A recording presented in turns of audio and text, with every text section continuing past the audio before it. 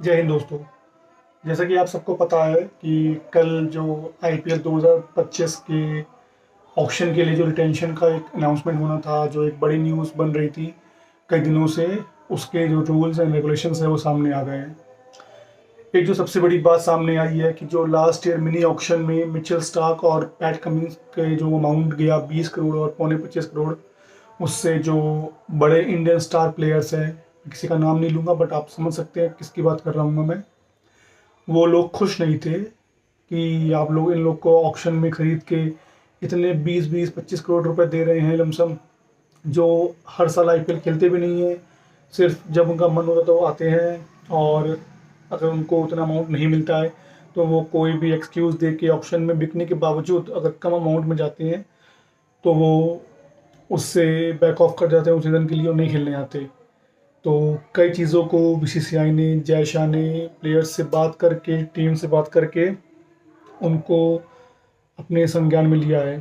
तो जैसे कि सबसे पहले तो आया रूल रिटेंशन का कि एक टीम, कोई भी फ्रेंचाइजी जो है वो मैक्सिमम 5 रिटेंशन और 1 आरटीएम या मैक्सिमम 6 प्लेयर्स को रिटेन कर सकती है, जिसके अंदर मैक्सिमम 5 को रिटेन कर सकती हैं वो, और एक जो है बचेगा वो आरटीएम में जब ऑप्शन होगा उसमें राइट टू मैच इसको बोलते हैं, वो कर सकते हैं। और जो सैलरी कैप भी है इस साल बहुत अनोखी है। जैसे नॉर्मली हर साल जो सैलरी कैप होती है प्लेयर्स की वो ऊपर से नीचे आती है, पर इस बार ऐसे नहीं। इस बार जैसे पहला रिटेंशन करेंगे तो उसी, इस साल जो पहला रिटेंशन अमाउंट है वो है 18 करोड़, सेकंड जो है वो है 14 करोड़, थर्ड जो है वो है 11 करोड़। यहाँ तक तो ठीक है।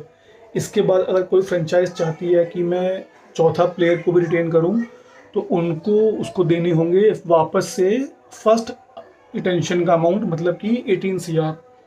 उसके बाद फिफ्थ के लिए देने होंगे 14 करोड़। तो जो नॉर्मली ऊपर से नीचे आता है वो ऊपर से नीचे आके वापस ऊपर जा रहा है। ये इसलिए कर रहा है क्योंकि जैसे कुछ फ्रेंचाइजी है, जैसे कि आप समझ सकते हैं कि मुंबई इंडियंस है और चेन्नई सुपर किंग्स है, ये लोग काफ़ी स्ट्रांग हो गई थी, इनका कोर एक बन गया था। वो हर साल 5-6 खिलाड़ी को अपने रिटेन कर रहे हैं 10-12 साल से, और उन्हीं के अराउंड अपनी टीम बना रहे थे। अब उससे क्या होगा, अगर आपको हर प्लेयर को रिटेन करना है तो उनके लिए एक बड़ा अमाउंट अपने पर्स से देना होगा।